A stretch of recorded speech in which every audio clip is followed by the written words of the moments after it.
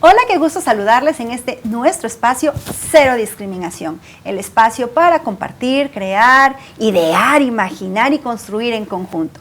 Quiero agradecer al doctor Carlos García Méndez, rector de esta casa de estudios de la Universidad de Jalapa, por supuesto, por brindarnos el respaldo, el apoyo y la apertura para que este programa llegue hasta ustedes.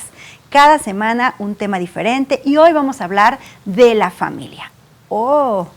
Como cero discriminación y familia, pues sí. Y para abordar este tema me acompaña una gran amiga, y es la maestra Rosaura de Muner Carreón. Ella es psicóloga de formación inicial, gran colaboradora de IMIDI, presidenta de la red CABE a nivel estatal y también, por supuesto, directora de Crece Autismo y Discapacidad. Así es que, bienvenida, mi querida Rosaura, a tu espacio. Hola, muchas gracias por la invitación. Un honor. Muchas gracias, Rose. Y bueno, si en casita ya tienen ustedes a la mano su cafecito, su tecito, sus galletitas, su pan, bueno, pues adelante, porque este es un momento de compartir así, súper relajada, súper en confianza, porque estamos en familia. Nosotras, ustedes, todos hagamos una gran familia, así es que en esa dinámica, pues vamos a tomarnos relajadamente, pues un cafecito. Rose, para abordar el tema de hoy, que vamos a hablar de la familia, me gustaría que partiéramos aclarando, definiendo qué es la presión social. Ok, bueno, la presión social se ejerce desde una influencia de un grupo particular o determinado grupo, determinadas personas hacia algo o hacia alguien. Algo en función de un grupo de personas o alguien en función de persona individual. Eso es la presión social, como esa influencia que se ejerce. Por ejemplo, la familia de las personas en situación de discapacidad pudieran estar siendo partícipes de esta presión social o siendo, ¿qué sería? ¿Víctimas de la presión social? ¿Cómo podríamos definirlo? Claro, y es bastante común, porque a final de cuentas, todos como personas de integradas a determinado grupo, tenemos, no me gustaría usar la palabra sufrimos, pero tenemos como cierta presión social en algo. Ahora, cuando se hace desde la discriminación, ahí cambia el asunto, ahí sí se sufre, porque a final de cuentas nosotros como personas no estamos a veces preparados para que nos llegue una situación que no esperamos. Todo cambio en la vida es difícil, ¿no? Cualquier tipo de cambio, pero cuando tú tienes una idea dentro de la familia que tu hijo va a crecer, va a ir a la primaria, va a ir a la secundaria, va a ir a la prepa y se va a graduar y va a ser el gran profesional,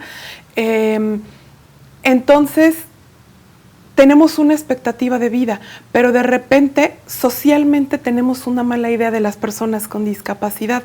Hace poquito platicaba yo con unos amigos y estábamos hablando, me platicaba un amigo que un niño con síndrome de Down, su mamá le decía, no, es que ya no va a poder, no. Y yo le decía, ¿por qué?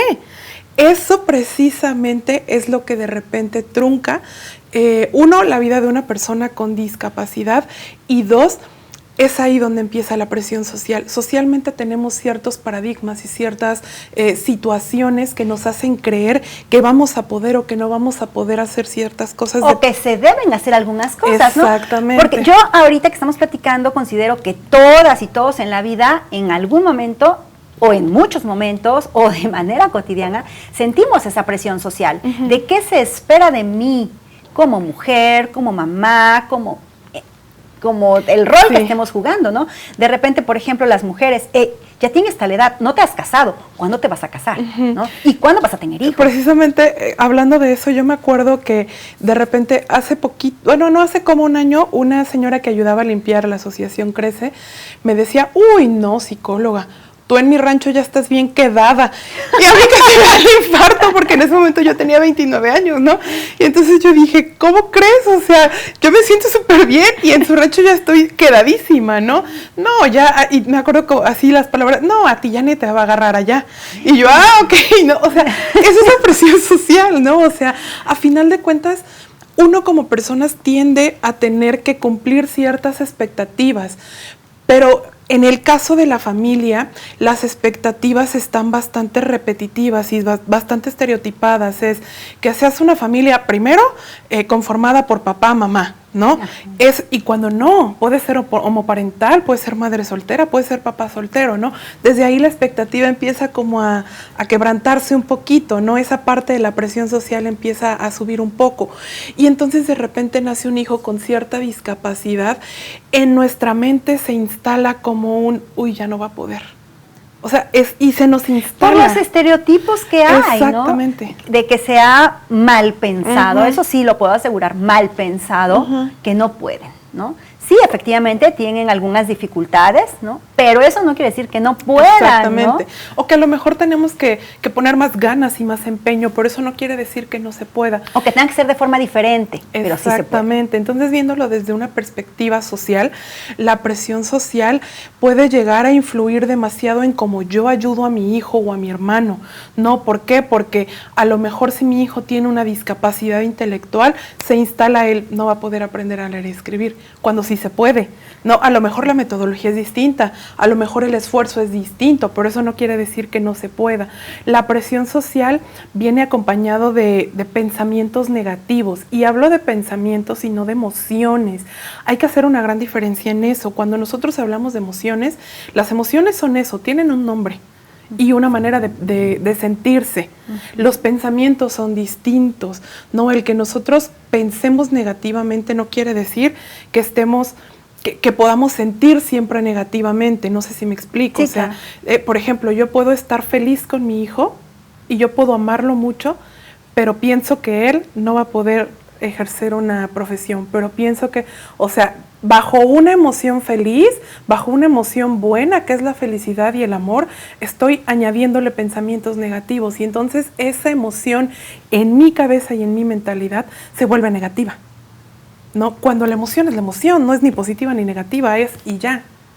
¿Sí me explico? Entonces, de repente sí pensamos o sentimos que el tener a alguien con discapacidad automáticamente es algo malo para mí, cuando no es así, ¿no? Entonces, ¿por qué? A causa de la presión social, a causa de que si no va al kinder, ¿cómo no va a ir al kinder?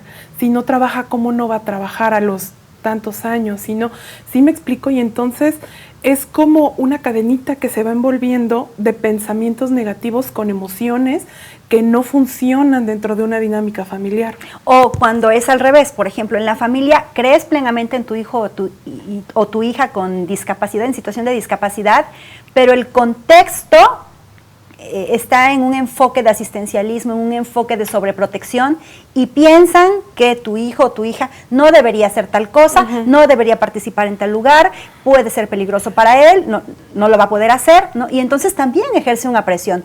Yo recuerdo una experiencia, y se las voy a compartir, Rose, cuando mi hijo Luis estaba cursando la primaria, yo calculo que cuarto, quinto año de primaria.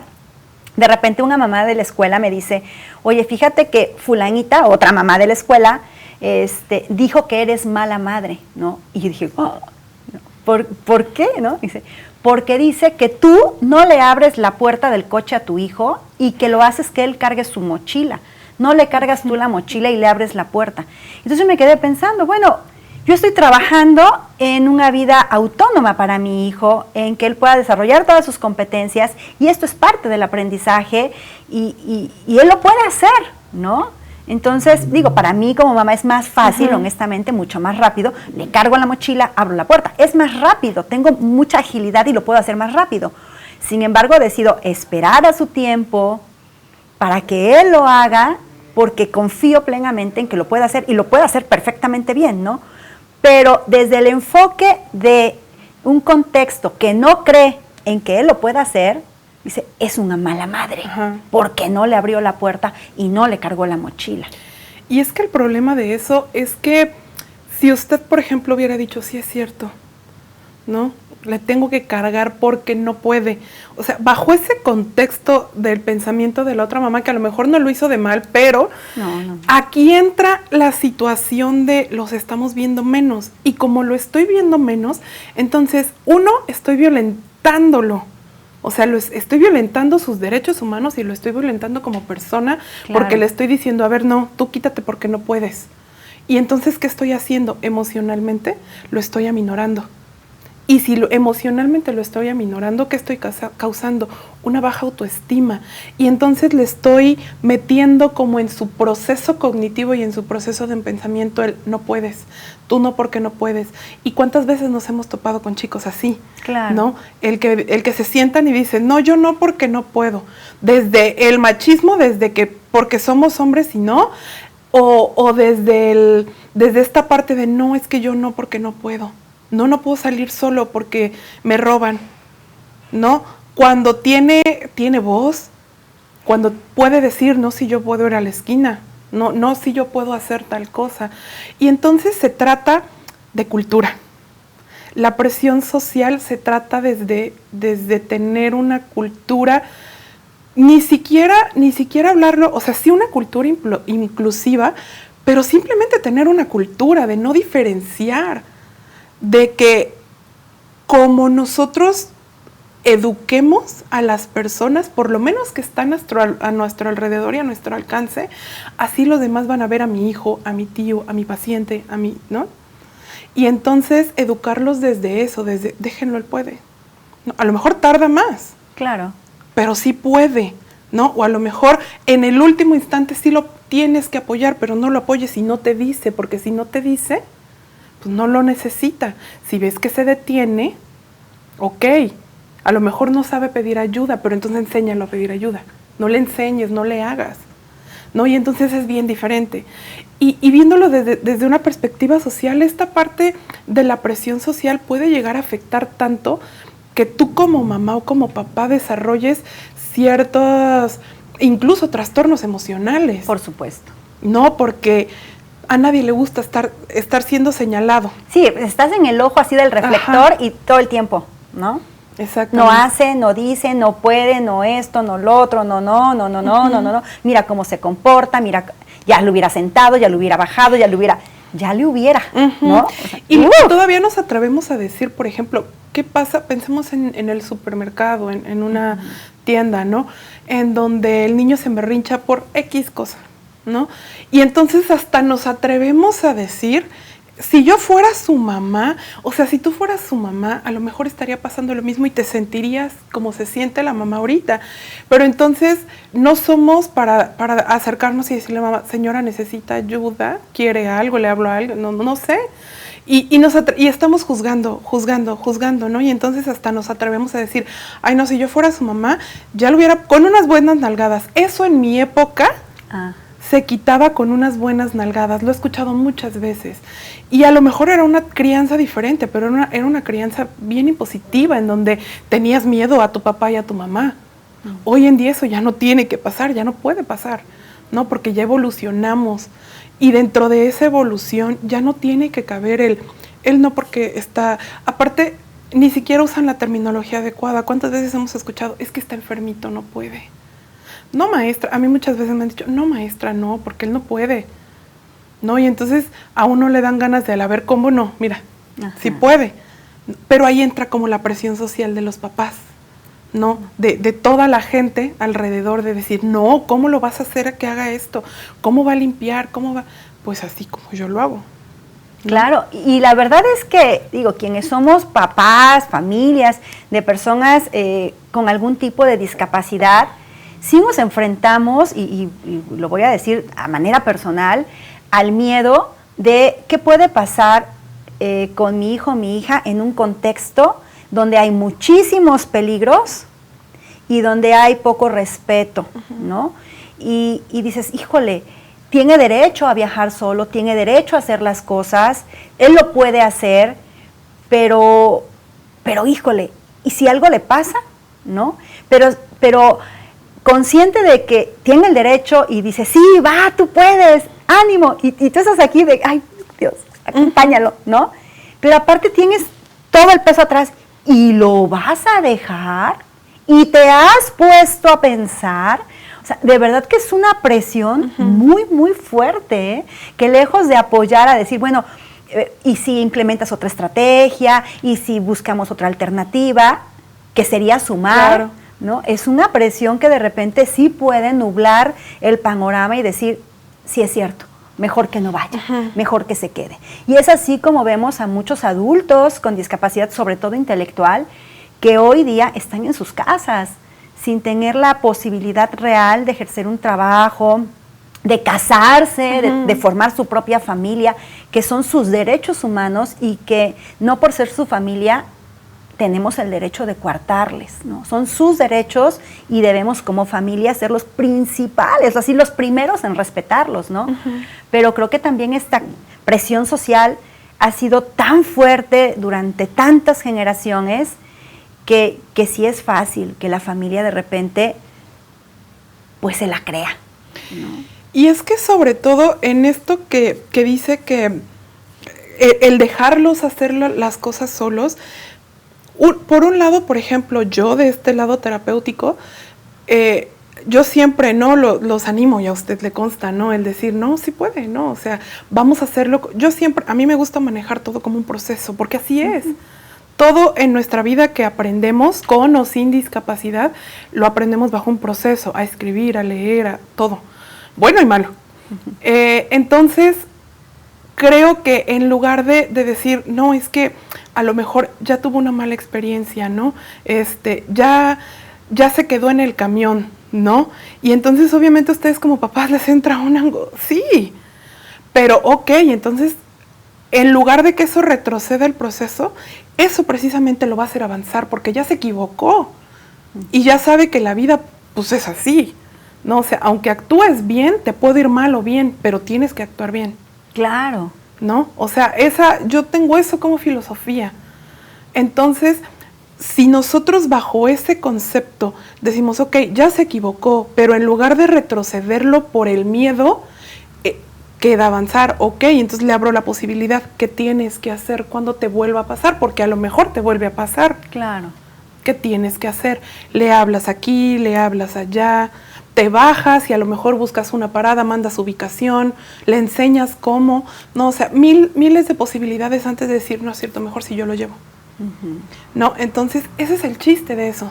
Sí, porque lo más fácil, de verdad, sí es lo más fácil, Rose, yo te lo puedo asegurar porque soy mamá, lo más fácil es hacerlo nosotros mismos, o sea, es lo más fácil, ¿no? Te llevo, te traigo y es súper más sencillo llevar y traer que enseñar a vete tú solo, cómo vas a resolver diferentes situaciones, hazlo, monitoreo, reorientamos si es que hay por ahí alguna situación y le seguimos.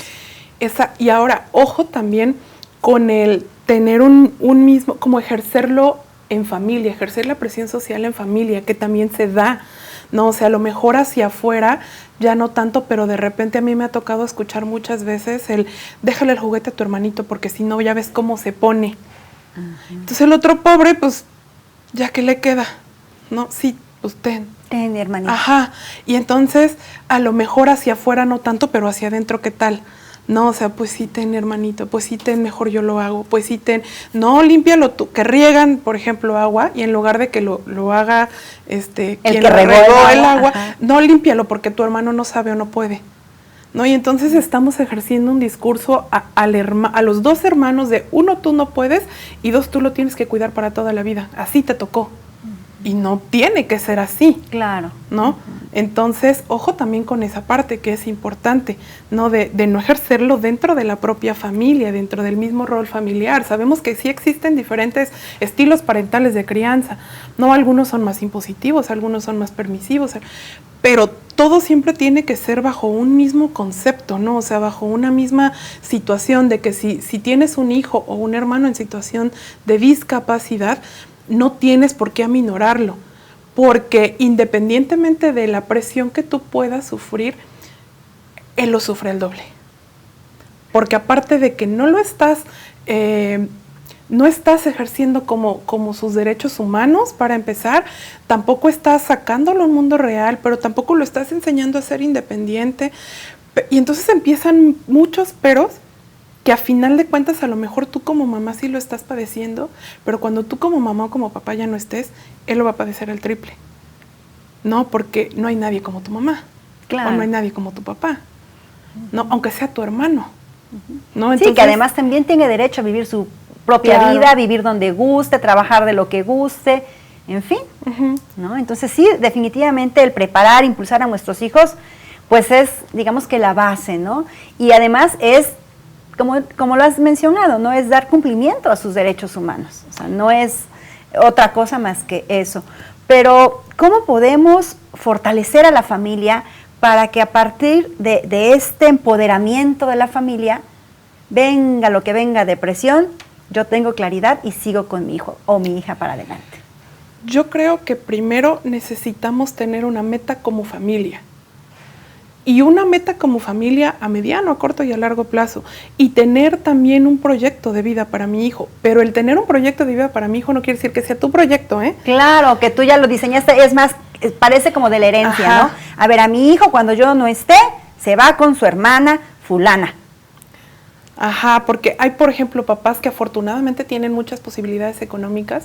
Entonces, no, sí, yo ya tengo, le voy a dejar tal dinero a su hermana que lo va a cuidar y que no lo va a dejar solo. Sí, pero ¿y si él quiere ser fotógrafo? ¿Y si él quiere vivir en otro lado? Ajá, exactamente. ¿Y si él se quiere casar? Exactamente, ¿no? Entonces, uno tener un proyecto familiar de todos estamos en el mismo canal y aquí todo mundo es independiente, ¿no? Entonces, dentro de esa independencia, decir, ok, o sea, si tú tienes hambre, pues te haces de comer. No me tienes que esperar. Si no quieres, si quieres, pues espérame. No, o tú haces de comer para todos y ya tienes hambre y yo no puedo, pues tú has de comer. A eso me refiero con un proyecto familiar, en donde todos cooperen. Obviamente no todo es siempre perfecto, ¿no? O sea, pero bajo esa filosofía de crecimiento familiar va a ser mucho más fácil. Y ahora, el ver las potencialidades y las habilidades de mi hijo, de mi hermano, de mi paciente, para que entonces eso se vuelva un talento. Y eso, que vuelves un talento, se vuelva entonces un proyecto de vida. Si yo veo que es muy talentoso para a lo mejor tomar fotos, pues que sea fotógrafo si quiere. Ya saben, ahí está en Imidi. Ajá. Si a lo mejor él tiene habilidades de pintura, pues ok. Puede ser pintor, o puede ser músico, o no, mil cosas. Pero estudiar una licenciatura, exactamente, ¿no? O a lo mejor quiere ser maestro. Claro. Y entonces, por ejemplo, nosotros pensamos en personas con discapacidad, trabajos, y no, pues con que sea lo mismo, panaderos, o que hagan pulseras. O que limpien, ¿no? Que limpien o que edificios. En algún súper, en alguna tienda. Entonces, digo, no está mal, pero si él lo quiere, si él lo quiere, está bien. Si él quiere ser panadero por convicción, está bien. Perfecto, claro. Pero ¿qué tal y quiere ser chef en lugar de panadero? Ya es diferente. No porque una valga más que la otra, sino porque tiene que ser lo que él quiera. Sí, porque tiene una vocación como Exacto. cualquier otro ser humano. Y esto es bien importante, Rose. Yo recuerdo en alguno de los foros que hemos organizado, trajimos a varios exponentes y dentro de ellos estaba Alan Telles mostrando su obra pictórica. Y recuerdo que en el evento, entre los asistentes, pues estaba una familia, estaba un niño, sí, tendría unos 8 años a lo mejor, que en cuanto escuchaba música, porque íbamos a hacer un receso o lo que sea, se paraba a bailar, ¿no? Su vocación definitivamente, su gusto va por la danza, ¿no? Por el baile. Y entonces tuve la oportunidad de escuchar cómo su mami le decía, no, tú tienes que ser pintor, porque mira, pintando sí se puede, ¿no? Y el niño le decía, no, o sea, pintar no, o sea, a él le gusta bailar, ¿no? El ritmo lo trae ya en la sangre, ¿no? Él quería bailar. Y la mami le decía, no, pintar sí se puede, tú vas a ser pintor. Entonces, bueno, también vemos que hay personas que han logrado destacar ya en alguna actividad, en algún trabajo, en fin, pero eso no quiere decir que todos absolutamente tengan que hacer exactamente lo mismo, ¿no? Cada quien debe tener la libertad de elegir, y es ahí donde las familias tenemos un gran reto, que es el de apoyarles a que cumplan sus sueños, pese a que las condiciones del contexto no están dadas, y eso nos lleva a ir de repente contracorriente, ¿no? Cuando de repente, por ejemplo, con el caso de nosotros, quiero ser fotógrafo, ¿y a dónde? ¿Qué escuela profesional de fotografía te va a dar un certificado, te va a formar profesionalmente para que te puedas desempeñar como fotógrafo en el ámbito profesional? ¿Dónde? Pues no lo hay. Lo hay para el resto de la población, pero para las personas con síndrome de Down no lo hay. No lo hay a nivel mundial. Y entonces, bueno, diseñamos el programa y ahí está, ¿no? Ya tenemos 2 fotógrafos graduados y ya trabajando, ¿no? Entonces, de repente, tenemos que ir más allá de lo que ya está establecido, ¿no? Y creer verdaderamente en nuestro hijo o nuestra hija, en sus sueños, en sus metas, en sus posibilidades, y pues apostarle a todo porque se haga. Exactamente, ¿no? Y entonces, en el ejemplo que da, o sea, ahí es el ejemplo perfecto de cómo como familia a veces sí ejercemos presión social dentro del mismo, ¿no? Dentro de la misma persona en situación de discapacidad, ¿no? Porque al final de cuentas es lo que dice, o sea, tenemos que creer, es como por ejemplo, uno, ¿no? Dice, a lo mejor cuando acabe mi carrera, o cuando acabe mi maestría, o cuando acabe, no, o sea, es lo mismo, ¿no? O sea, a todos nos cuesta. A lo mejor para ellos tiene que ser a lo mejor más explicado, pero eso no quiere decir que no se pueda, ¿no? Porque todos tenemos diferentes maneras de aprender, todos, ¿no? Claro. Entonces, dentro de esa diversidad, está esa diversidad. Y entonces, el crear, por ejemplo, programas para ellos, porque no hay, es importante.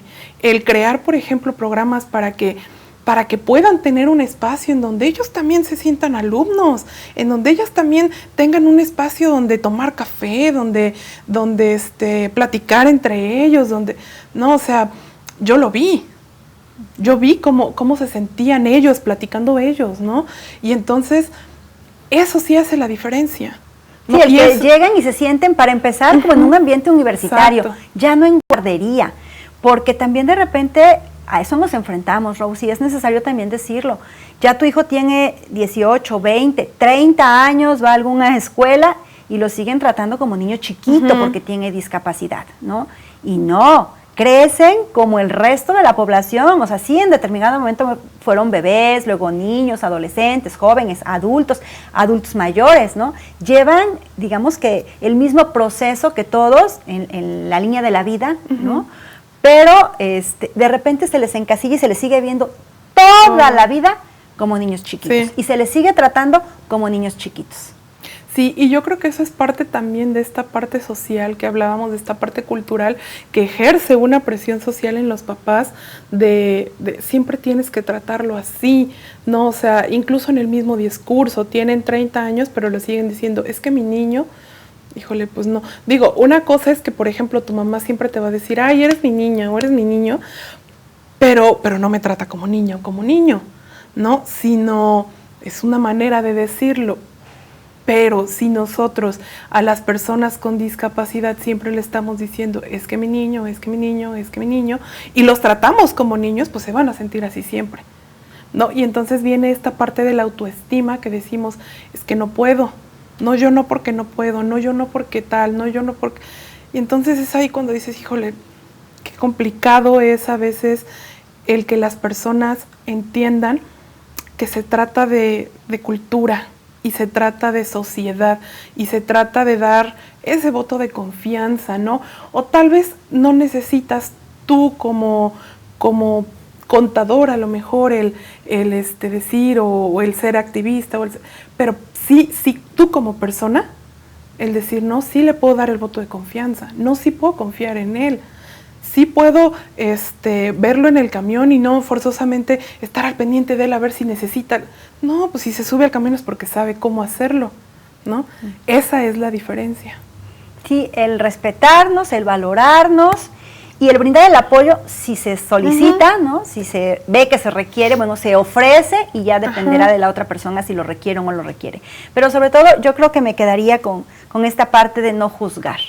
No juzgar, todos somos diversos, vivimos situaciones diversas y la presión social puede en determinado momento ser tan fuerte para una familia que puede incluso llegarles a cambiar el rumbo y hacer que esta persona que tenía todas las posibilidades de desempeñarse, de vivir plenamente, ¡fum!, quede aprisionada en su hogar. Desafortunadamente el tiempo, Rose, nos terminó. Tenemos todavía mucho que trabajar, que platicar, que hacer. Entonces te invito para que en un siguiente programa nos acompañes. Claro que sí. Y bueno, quiero hacer contigo el compromiso de que ahorita que está terminando el programa, nos quedemos al final, leamos los comentarios, sugerencias, tips que nos quieran compartir y demos respuesta. ¿Te parece bien? Sí, excelente. Bueno, pues muchas gracias, Rose. Gracias. Y a ustedes que nos acompañaron, pues muchísimas gracias. La verdad es que cada vez que nos hacen un comentario me hacen tremendamente feliz porque digo, hey, no estamos solas, estamos siendo ya comunidad, estamos creciendo. Si ustedes conocen a alguna persona que esta información le pueda ser útil, por favor, compartan la información, hagamos redes de apoyo, compartamos cosas que nos ayuden a sumar y a crecer como sociedad. Muchísimas gracias por habernos acompañado. Les mando, como siempre, un beso, un abrazo, todo mi cariño y les invito a que nos acompañen la próxima semana. Que tengan excelente semana. Hasta la próxima.